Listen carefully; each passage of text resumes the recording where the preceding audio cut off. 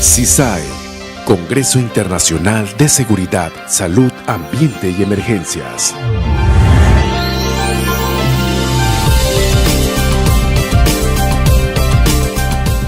Un encuentro de gente buena y profesional, donde se promueven acciones preventivas y temas de gran interés referentes a gestión de riesgos laborales, seguridad integral, liderazgo, innovación, proactividad, conservación ambiental, atención de emergencias, desastres y mucho más. El CISAE es caracterizado por la calidad de sus expositores, especialistas y líderes en distintas áreas con información vanguardista.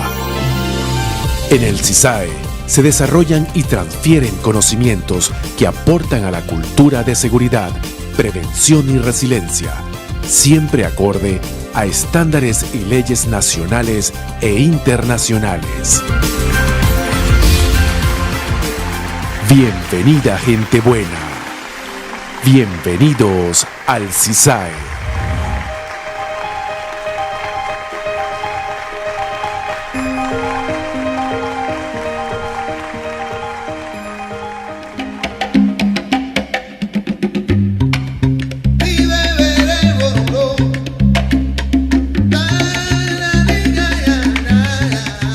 Patria es una palabra muy grande. Para algunos solo 6 letras, para otros toda la vida. Como dice la canción, la patria es la unión de tantas cosas buenas.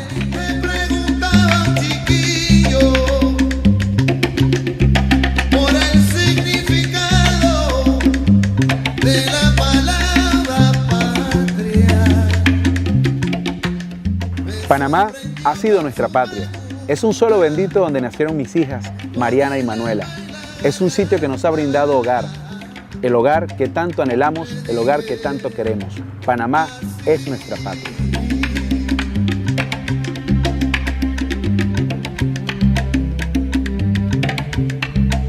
Flor de barrio, hermanito,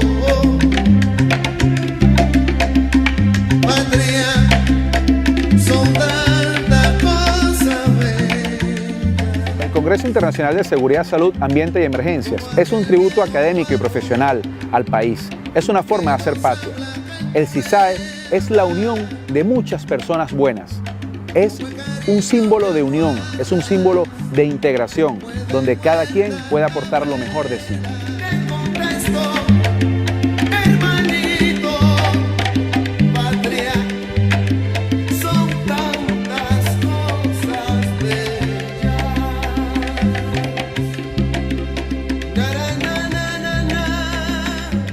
Gracias, Panamá.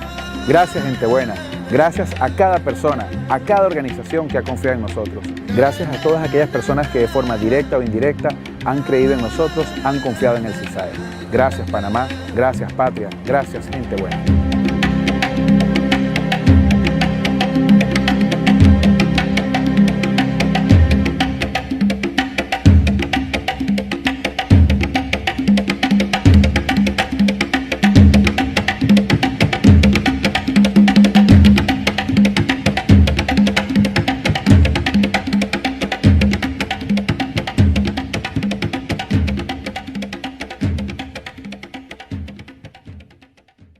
Una conferencia que habíamos perdido, pero la logramos conectar.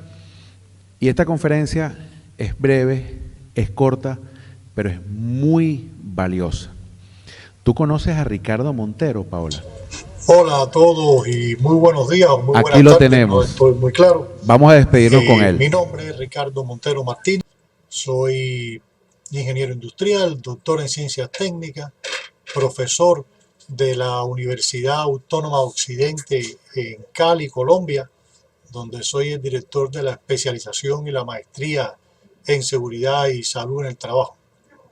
Primeramente, darle las gracias a los organizadores del evento por permitirme dirigirme a ustedes, una tan selecta grupo de personas, un tan selecto grupo de personas en estos momentos, y disculparme con ustedes también por no poder estar presencialmente debido a un problema de salud del cual ya estoy prácticamente recuperado, pero me impide viajar por el momento. Entonces, en esta comunicación digital, empecemos con esta conferencia que hemos titulado Cuidar y ayudar, objetivo de gestionar la seguridad y la salud en el trabajo. Empecemos por preguntarnos qué es lo que funciona en gestión de la seguridad. Bien, hay muchos modelos, hay muchos sistemas, muchas formas en las cuales se organiza la gestión de la seguridad y muchas experiencias que han tenido éxito. Uno de los modelos más conocidos es el ciclo de gestión de la seguridad y salud en el trabajo, que fue expresado o fue diseñado por la Organización Internacional del Trabajo y es el que ustedes ven ahí en pantalla.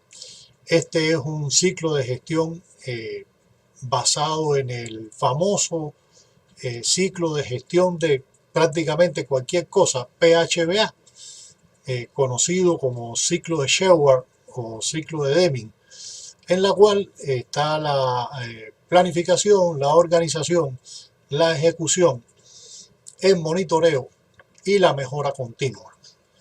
Esa es el ciclo en general. Dentro de este ciclo organizamos toda una serie de actividades, como ustedes conocen, y vamos cumplimentando el perfeccionamiento continuo de un momento a otro momento y consolidando los resultados que se van obteniendo en cada uno de estos momentos. Pero debemos ir un poco más allá. Uno se pregunta, por ejemplo, ¿cuáles palabras definen a la gestión de la seguridad? Piensen ustedes un momento. Por ejemplo, cumplimiento es algo en lo que se piensa cuando uno trata de definir la gestión de la seguridad. Y sin duda, si ustedes tratan de hacer este ejercicio, le van a venir a la mente palabras como procedimientos, regulaciones, leyes, evaluación, identificación de peligro, evaluación, control de riesgo, intervenciones, entrenamiento y capacitación, equipos de protección personal, inspecciones. Digamos que estas son palabras que están asociadas indisolublemente al tema de la gestión de la seguridad.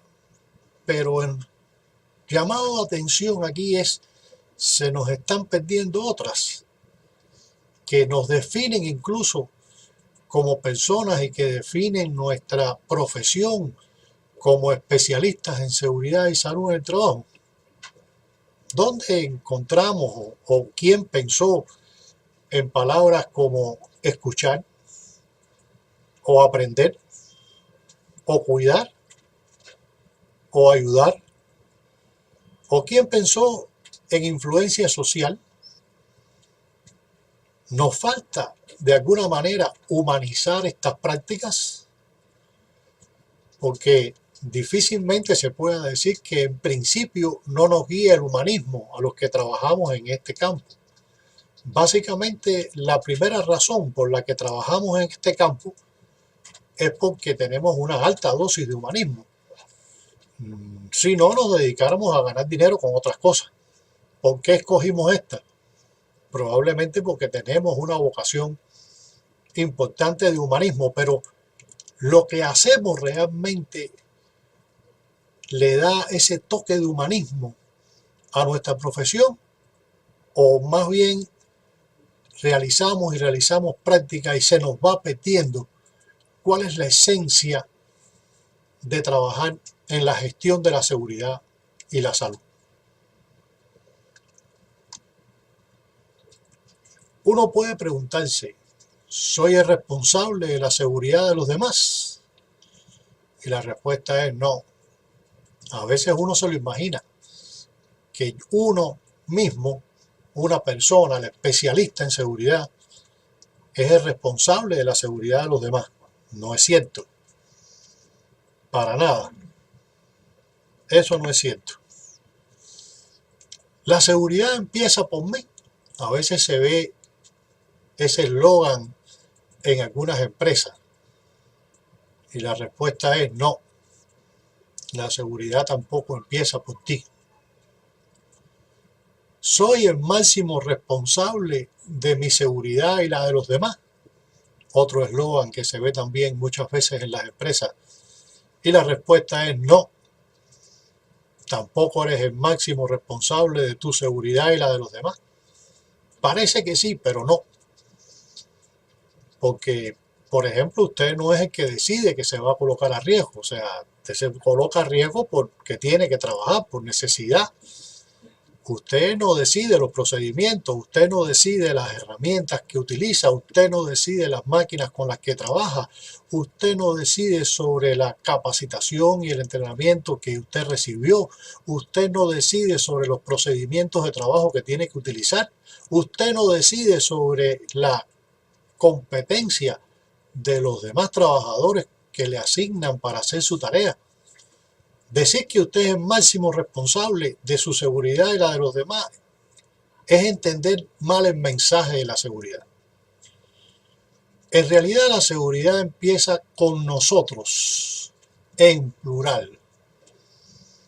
La seguridad no es cosa de una persona, no es cosa del especialista de seguridad, no es cosa del trabajador. La seguridad empieza con nosotros. Por eso el diálogo, la conversación, la ayuda, el cuidado y la escucha son esenciales para el liderazgo en seguridad. Después nos iremos refiriendo un poquito más a eso. Pero hay que entender que en cualquiera de estas frases realmente lo que se está promoviendo es el individualismo. Y el individualismo es un error en la gestión de la seguridad. El individualismo va en contra de los resultados de seguridad, no tengan la menor duda. El otro subproducto de esta forma de pensar individualista, de que son las personas individuales las responsables, es que promueve la culpa y el reproche a las personas. Si usted desea echarle la culpa a las personas, esta es la forma adecuada de pensar para usted. Si usted cree que las responsabilidades no son de una persona, pues está empezando a pensar bien. Cada vez que ocurre un incidente, la pregunta real que hay que responder no es la que muchas veces se hace en las investigaciones. ¿Qué hizo la persona que se accidentó? La pregunta real que habría que responder es ¿qué hicimos nosotros en la organización que llegó a suceder el incidente? Y más, por supuesto, si tiene lesiones. Pero es clave entender eso. ¿Qué hicimos nosotros?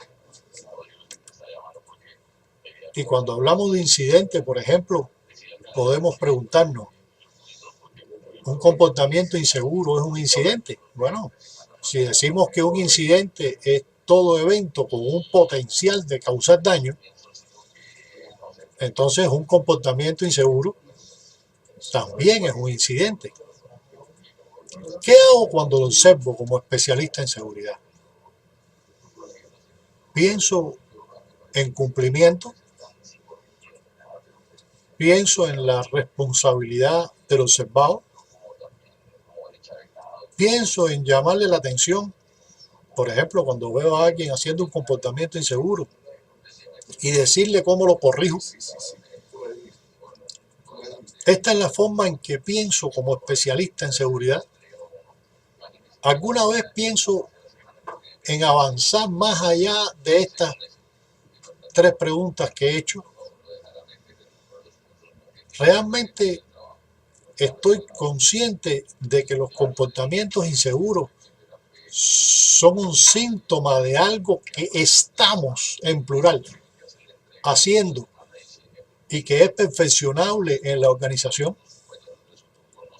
Empezar a entender esto es empezar a caminar el camino de la excelencia, valga la redundancia. Es empezar la vía de la excelencia.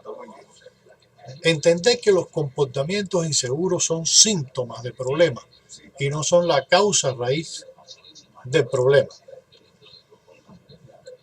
Esto es muy importante. Cuando tratamos de resolver y de perfeccionar la gestión de la seguridad y la salud en el trabajo. Ahí vemos en ese esquema, digamos, causas que pueden originar comportamientos inseguros.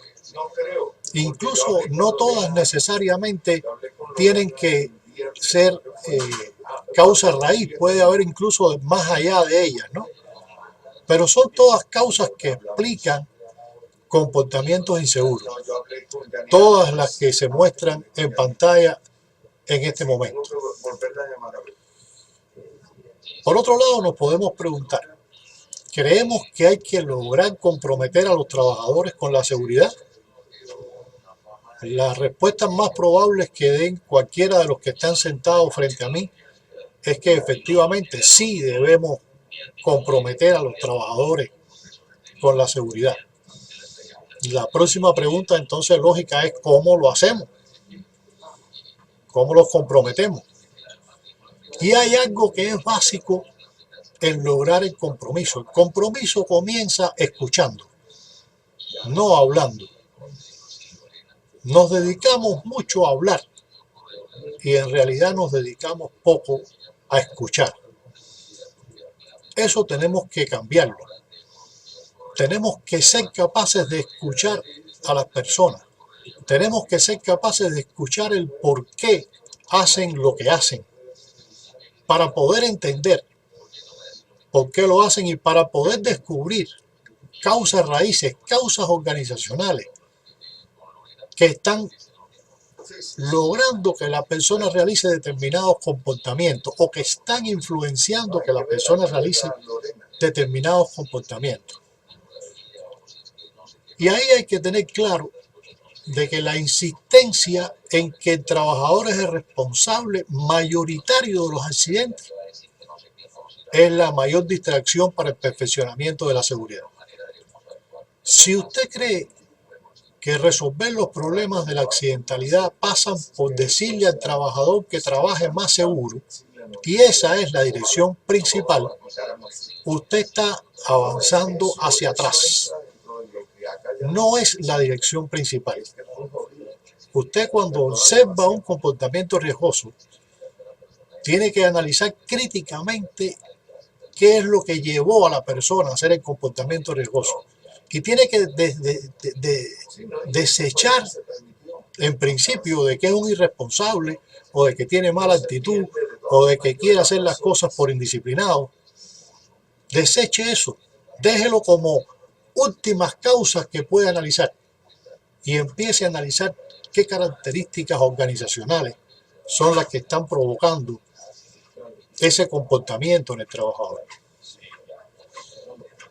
Un aspecto muy importante que no estudiamos a profundidad y no usamos a profundidad los especialistas en seguridad son las influencias sociales y la gestión de riesgo. Somos seres sociales. Todos nos formamos a partir de la interacción social y nos comportamos a partir de la interacción social. Digamos que vamos a ver una de las primeras teorías de la influencia social, la desarrollada por Herbert Kellman. Esta teoría de la influencia social es un marco para comprender cómo los individuos son influenciados por las personas que los rodean. La teoría de Kellman propone tres tipos principales de influencia social: cumplimiento, identificación e internalización. ¿Qué sabemos de esto? ¿Será importante para la gestión de la seguridad este tema? Miremos un poquitico más profundamente, acerquémonos un poquitico más. Por ejemplo, el cumplimiento se refiere a la influencia de una persona o de un grupo sobre un individuo mediante el uso de recompensas o castigos. Estas recompensas o castigos pueden incluir el uso de incentivos, pueden ser recompensas financieras, pueden ser reconocimientos, también pueden ser el uso de la coerción como amenazas o castigos. Esto de que se influye en el cumplimiento de las personas mediante el uso de recompensas o castigos, ¿es importante o no es importante para la gestión de la seguridad? ¿Sucede o no sucede? ¿Cuán fuertes somos los especialistas en seguridad en el conocimiento sobre este tema? ¿Nos hemos introducido o somos prácticamente muy empíricos? Sin tener mucho conocimiento, hacemos lo que creemos que está bien, sin mirar lo que la ciencia dice que está bien. Vamos a la otra influencia social, la identificación. La identificación se refiere a la influencia de una persona o grupo sobre un individuo a través de un proceso de identificación con ellos. Este tipo de influencia se produce cuando un individuo trata de tener las mismas características del grupo. Se ve a sí mismo como alguien similar a ese grupo y como resultado adopta sus actitudes, valores o comportamientos. Muchas veces incluso el entrenamiento en seguridad sucede así. Seamos francos. Le damos un entrenamiento a la persona y rápidamente la soltamos, entre comillas, la soltamos en el área de trabajo, le ponemos un padrino que lo guíe y a la persona no le queda más remedio que mirar cómo lo hacen los demás y tratar de imitar lo que hacen los demás. Adoptar las actitudes, valores y los comportamientos. Si lo hacen inseguro, lo hace inseguro. Y si lo hace seguro, lo hace seguro. Si lo hace bien, lo hace bien. Y si no lo hace bien, lo hace como está mirando que el grupo lo hace. ¿Qué sabemos de esto? ¿Cómo cambiamos esto? ¿Cómo aprovechamos esto? ¿Es o no importante para la gestión de la seguridad este tema? Veamos el último, la internalización. La internalización se refiere a la influencia de una persona o grupo sobre un individuo a través del proceso de aceptación de sus actitudes, valores o comportamientos como propios. Fíjense, en el anterior, la persona imita al grupo porque quiere formar parte del grupo. No necesariamente son sus actitudes, valores o comportamientos. Son las actitudes, valores o comportamientos del grupo que él está imitando. En esta influencia social, la persona ya asume como suya las actitudes, valores o comportamientos de la persona o grupo, pensando que son los correctos o válidos para él también. Ya en este momento la persona es influenciada totalmente, porque lo que hacen los demás, él lo ve como lo correcto y lo que hay que hacer. ¿Qué sabemos de esto? ¿Cómo manejamos esto en función de la gestión de la seguridad? ¿Es importante o no es importante para la gestión de la seguridad? Fíjense, esta teoría de la influencia social nada más que se refiere a 3 influencias sociales y es digamos, el origen de todo este tema de la influencia social. Entre otras cosas, se le critica que solamente señaló 3 influencias sociales.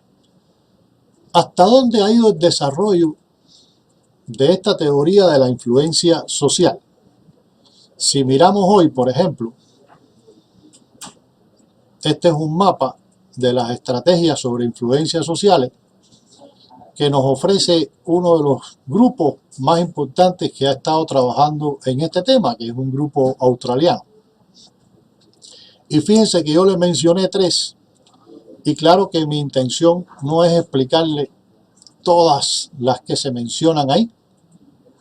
Como verán, son decenas de tipos de influencias sociales que son relevantes para la gestión de la seguridad y salud del trabajo, que son relevantes en el individuo para su comprensión, su actuación, sus comportamientos y sus valores en materia de seguridad y salud en el trabajo.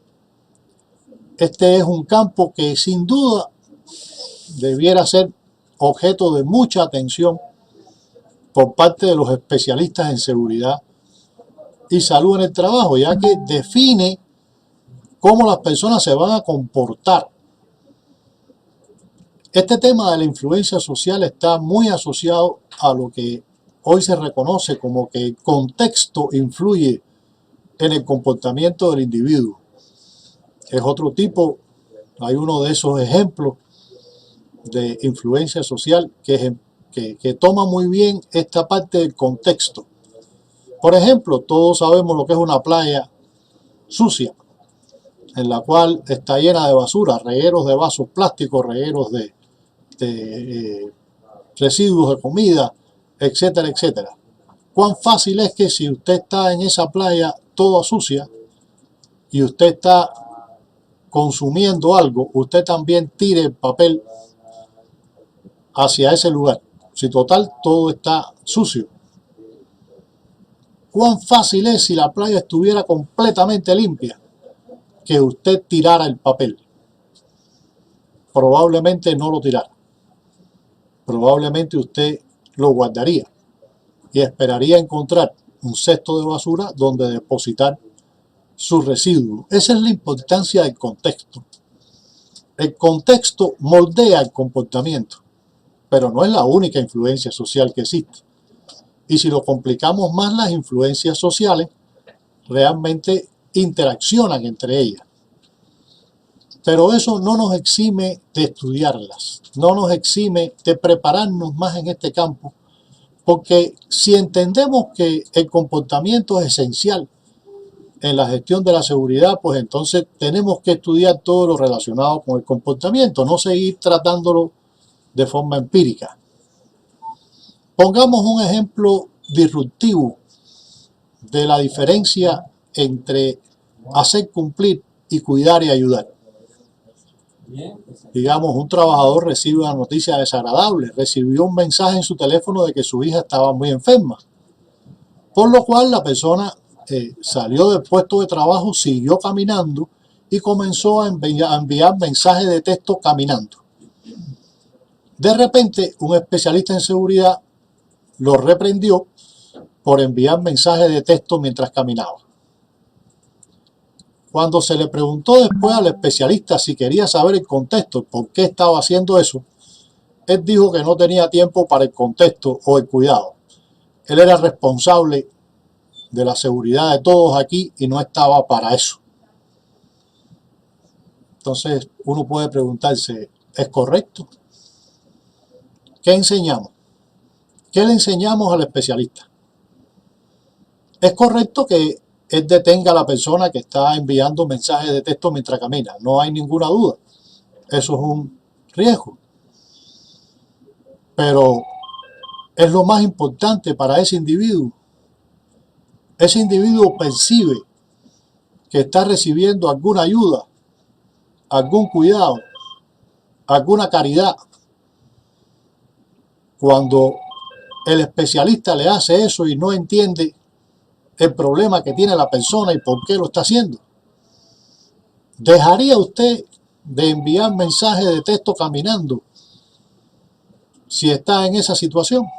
Si tiene que saber la situación de su hija y al mismo tiempo tiene que ir corriendo hacia el hospital donde está ingresada, ¿no trataría igual de hacer lo mismo? ¿Es humano o no es humano? ¿Y qué es lo que debe hacer un especialista que se precie de que él lo que hace es cuidar y ayudar? No es ser comprensivo en ese momento, no es entender el contexto sobre el cual se realiza un comportamiento y darle soporte a la persona con su problema principal. Recuerden, el compromiso comienza escuchando, no hablando, no diciendo yo lo que hay que hacer, sino entendiendo por qué se hace lo que se hace. ¿Cómo valoran las personas el hecho de que se les cuide? Aquí tenemos un estudio de las mejores compañías valorada por sus trabajadores, ¿no? Mejores jefes valorados por sus trabajadores. Estudio del 2018. Las mejores compañías con los mejores gerentes generales en Estados Unidos. 3 millones de empleados participaron en la encuesta. Y ahí están los logos y los nombres de las compañías. ¿Y qué es lo principal que valoraron las personas? Ahí está lo que pusieron. Los gerentes expresaron empatía y se preocuparon por sus empleados como individuos. Los gerentes que se preocupan por la gente como individuos son extremadamente bien reconocidos y la gente contribuye o retribuye perfectamente a esto. Este es un ejemplo de la importancia de cuidar a las personas. ¿Y qué piensa el trabajador del especialista en seguridad y salud del trabajo? ¿Qué piensa el trabajador de muchos de nosotros? A lo mejor no lo expresa, pero muchas veces piensa, no estás aquí para ayudarme, estás aquí para molestarme, para regañarme todo el tiempo. Los especialistas están todo el tiempo diciéndole a los trabajadores lo que tienen que hacer. Muchas veces funcionan más como policía que como una ayuda real al trabajador. Hay veces que me han confesado algunos trabajadores mientras hago estudios de cultura de la seguridad y evaluación de cultura de la seguridad. No, cuando entra el especialista en seguridad y salud del trabajo, nosotros paramos de trabajar. ¿Pero cómo que paran de trabajar? Sí. Paramos de trabajar. Cuando llega, hablamos de cosas intrascendentes. ¿Qué tal el clima? ¿Cómo están tus hijos? Cosas que son de conversaciones diplomáticas. Pero nadie habla de cosas complicadas ni pregunta cosas complicadas. Esperamos a que se vaya y entonces seguimos trabajando. Porque si seguimos trabajando, cuando él llega, seguramente vamos a recibir un regaño. No hay forma de que vea nada bueno. Todo lo que ve es para regañarnos. Entonces mejor dejamos trabajar y cuando se vaya, entonces volvemos a trabajar. Y así nos los quitamos arriba. La pregunta es, ¿realmente estamos logrando cuidar y ayudar a las personas? Nos consolamos nosotros mismos creyendo que es por su bien, aunque no lo entiendan. ¿Serán estúpidos los trabajadores? ¿Por qué no entienden? ¿O realmente somos nosotros los que podemos mejorar mucho en la forma en que nos dirigimos a ellos? Realmente es contar, medir, controlar, hacer cumplir lo que sea, la forma en que cuidamos y ayudamos a los demás. Nos podemos preguntar, ¿sabemos realmente comunicarnos? Conectarnos con los trabajadores, explicar con elocuencia, escuchar de verdad. O realmente nos ven como una puntilla en el culo, por tanto que los molestamos con cosas que nadie quiere oír, como lo que dice la ley. ¿Cómo nos describen todo? ¿De verdad nos describen de forma positiva? Además, si quieres que se aprendan, si quieres que la gente aprenda, tienes que promover el cuestionamiento crítico. Quien solo cumple lo establecido no aprende nunca nada bien. Esa es otra realidad. Y esto es con respecto a nosotros los especialistas. Pero las posibilidades son mucho más amplias. La comunicación es vital. La comunicación es vital, ya lo hemos visto con los especialistas, pero también es vital entre toda la fuerza de trabajo. Y muchas veces la gente reconoce que deberían hablar con sus colegas, con sus compañeros, con quien está realizando un comportamiento riesgoso, pero la realidad es que en la práctica no lo hace. Aquí hay un estudio hecho en el 2011, en el cual evaluaron qué pasaba con las 5 justificaciones para el comportamiento inseguro. O sea, lo primero que hizo el estudio fue identificar cómo se justificaba un comportamiento inseguro y las 5 más frecuentes justificaciones fueron esas que están ahí. Hay que hacerlo ya, sea, presión de producción, presión de servicio, incompetencia, no, la gente no está bien capacitada, no está bien entrenada, solo lo hago esta vez por alguna razón, o hay que saltarse las reglas porque si sigo las reglas de seguridad no logro completar la tarea, o bien aquí siempre se hace así de esa manera. Así es como siempre lo hemos hecho y por tanto lo seguiremos haciendo así. Cuando se miró qué porcentaje de este tipo de justificación se había observado, ¿no? Las personas entrevistadas habían observado, dio porcentajes altos, ¿no? 65.4 veces, 65.4% de las veces las personas habían visto este tipo de justificación. Y todavía más, ¿cuántos accidentes habían visto por comportamientos inseguros que tenían ese tipo de justificación? Y ahí ven la cantidad en porcentaje, ¿no?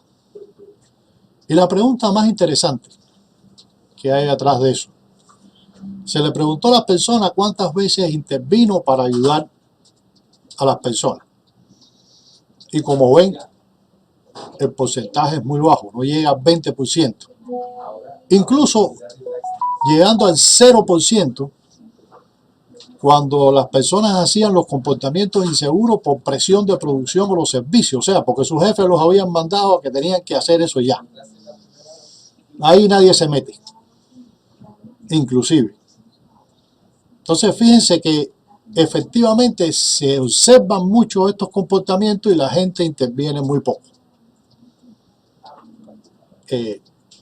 La realidad es que sí se ven los comportamientos inseguros, pero los trabajadores no tuvieron la voluntad o no tuvieron la habilidad para comunicarse respecto a eso.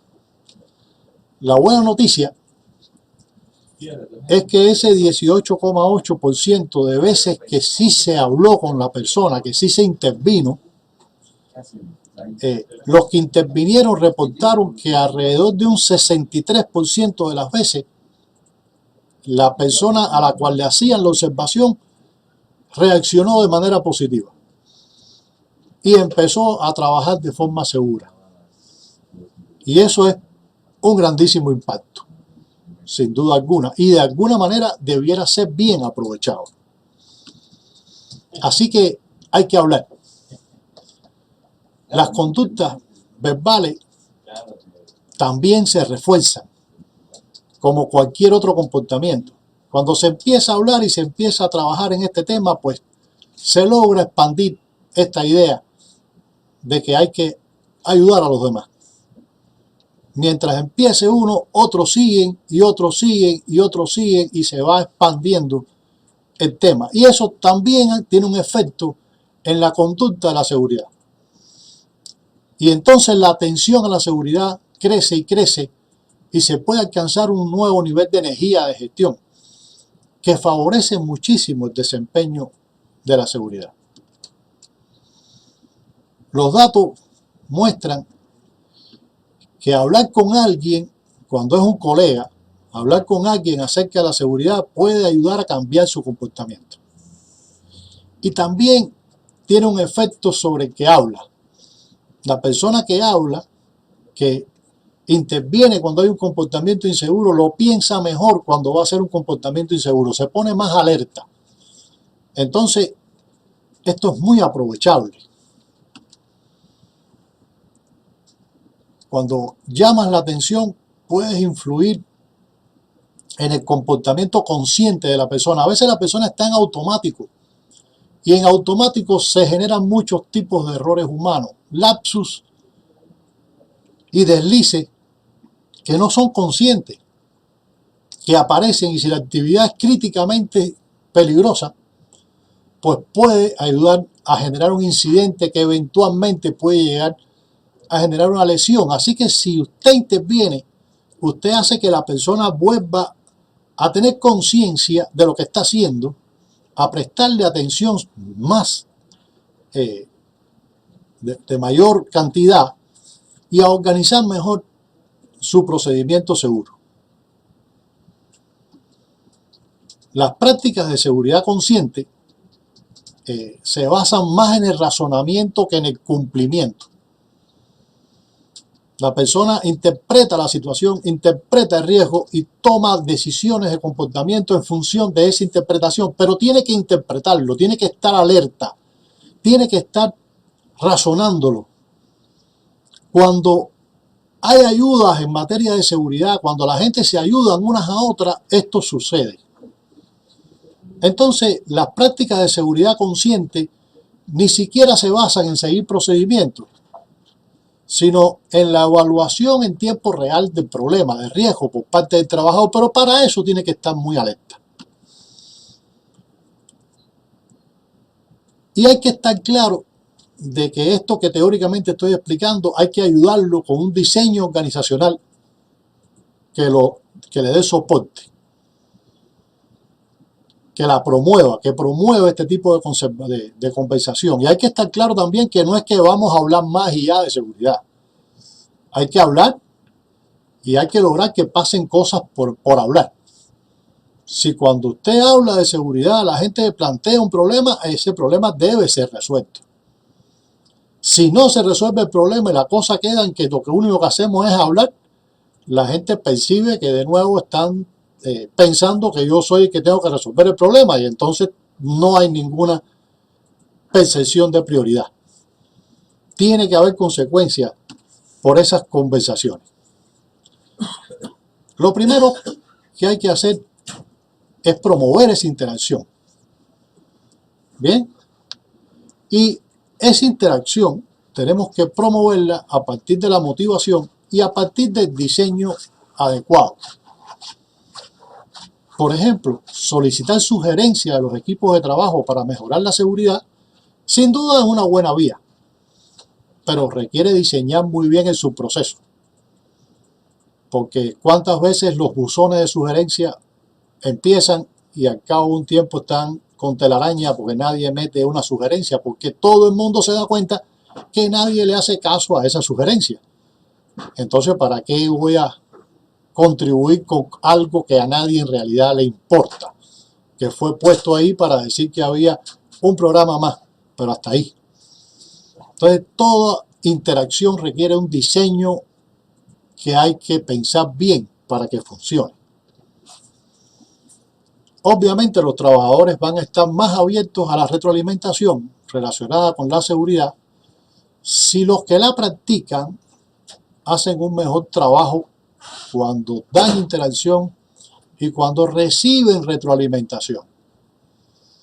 Entonces hay que enseñar a dar y recibir retroalimentación. Eso debiera ir a toda la fuerza de trabajo, ni siquiera solo los especialistas de seguridad, ni siquiera solo a los directivos, que por supuesto deben tener mejor formación en este camino. Pero todos los trabajadores debieran ser entrenados en cómo dar y recibir mejor retroalimentación. Eso nos lleva a un tema que es conocido también como la seguridad psicológica. La seguridad psicológica no está relacionada directamente con el tema de la accidentalidad. Vamos a empezar por definir eso, ¿no? Indirectamente sí, pero directamente no está relacionado con el tema de la seguridad. Pero usted no puede promover la interacción si no promueve la seguridad psicológica. ¿Qué es la seguridad psicológica? La seguridad psicológica es la creencia de que es seguro correr riesgos interpersonales, que uno no va a ser castigado no tiene que ser, por supuesto, que le den latigazos a uno, ni siquiera va a ser mal mirado con una mirada de castigo. Uno no va a ser castigado o va a ser humillado por hablar sobre ideas, cuestionamientos, preocupaciones, problemas o errores. Es la confianza de que uno puede hacer cualquier pregunta sin parecer estúpido. Es la confianza de que cualquiera pueda pedir explicación, retroalimentación, sin que te acusen de ser un incompetente, es la certeza de que cualquier persona puede ser respetuosamente criticada sin que parezca que eso sea negativo. Eso es difícil de lograr, pero es así. Y es la confianza de que cualquiera puede sugerir una idea, bien sea una innovación, una mejora, algo para perfeccionar un sistema, sin que sea percibido como molesto o disruptivo, que es lo que le pasa muchas veces al que propone cosas nuevas. Otro mapa y me va a hacer pasar trabajo haciendo cosas. Bien, este cuadrito o esta figura un poco ejemplifica ese tema, ¿no? Esos miedos hay que quitarlos. Para garantizar seguridad psicológica, la gente no puede tener esos miedos. Y esos miedos se quitan con un diseño organizacional adecuado, ¿no? La seguridad psicológica es una creencia compartida de que es seguro discutir ideas, experimentar, correr riesgos, dar retroalimentación y aprender de los errores. Y cada uno de nosotros debiera entender esto y ver dónde nos ubicamos, en qué zona. Si nosotros generamos una zona psicológica donde la gente se siente muy inseguro o una donde la gente se siente muy seguro, y trabajar en función de eso. Si trabajamos en la zona roja, muy inseguro, si trabajamos en la zona roja, las personas no se van a sentir empoderadas, no van a participar en las formas en que les guste. En términos de hacer preguntas, compartir ideas, etc., se retraen, se limitan. Si trabajamos en la zona roja, se generan muchas cosas negativas. Las personas ocultan sus debilidades, las personas evitan pedir retroalimentación, pierden tiempo, se guarda rencor, las reuniones no sirven para nada, se ignoran tópicos que son controversiales o se conversan fuera de las reuniones, en el pasillo, etc. Cuando la gente trabaja en la zona verde, o sea, en la zona de muy seguro, se nota que hacen mucho más de lo que normalmente tienen que hacer. Realizan mayores esfuerzos para alcanzar un buen desempeño. Y en esto pudiéramos decir, el nivel de seguridad psicológica hace toda la diferencia en una organización. En los equipos de alto rendimiento, las personas colaboran entre ellas al servicio del alto rendimiento para realizar el trabajo. Y en materia de seguridad no es diferente. Si usted quiere un excelente desempeño en seguridad, las personas tienen que colaborar entre ellas para lograr ese desempeño, para que sea el todo muchísimo más fuerte en el desempeño alcanzado. Hay tres principios importantes de la seguridad psicológica: conversaciones cruciales, la sensibilidad y la vulnerabilidad. Y esto tiene que ejemplificarlo de arriba hacia abajo. Los líderes de la organización, los directivos importantes de la organización son los que tienen que garantizar que esta seguridad psicológica empiece a existir y empiece a desarrollarse con toda la potencia en la organización. Advierto que la seguridad psicológica no es la ausencia de malestar. Es poder tener malestar pero sintiéndose cómodo, expresando el malestar y tratando de resolverlo. Bien, hay que aprender sobre conversaciones cruciales. El liderazgo es nuestro deber de cuidado hacia los demás. Aprenda más sobre vulnerabilidad y aprenda más cómo negociar. Bueno, aquí hay ejemplos de lo que se puede hacer. Se los dejo acá. Hay libros escritos ya sobre seguridad psicológica, cómo alcanzarlas, etcétera, etcétera. Y hay que entender que la seguridad psicológica tiene mucha importancia en la gestión participativa de la seguridad. Por ejemplo, nosotros promovemos la seguridad psicológica en el campo de la seguridad cuando informamos accidentes e incidentes, cuando analizamos con un colega un acto inseguro, cuando discutimos comportamiento inseguro, cuando reportamos un riesgo a los jefes, cuando hacemos sugerencias de mejora de las condiciones de trabajo. O sea, cuando los trabajadores hacen esto, efectivamente se logra mejor seguridad psicológica. y empiezan todos a practicarlo como tal. En general, las conclusiones de esta intervención son las siguientes. Tenemos que incorporar más conocimiento sobre varios temas que nos permitan efectivamente cuidar y ayudar. Sobre influencias sociales y cómo aprovecharlas, entender que el contexto influye muchísimo en el comportamiento, aprender a conversar, especialmente a escuchar. También aprender cómo el lenguaje influencia a la gente y qué manera es la forma en la que debo hablar. Aprender a contribuir a crear seguridad psicológica. A permitir el pensamiento crítico para que haya aprendizaje. Y entender que nuestra misión no es lograr cumplimiento. Nuestra misión es cuidar y ayudar a los demás. Con esto termino. Muchísimas gracias por la atención que han tenido todos. Y bueno, espero que sigan disfrutando de lo que resta en este congreso excelente organizado para ustedes. Muchas gracias. Hasta luego.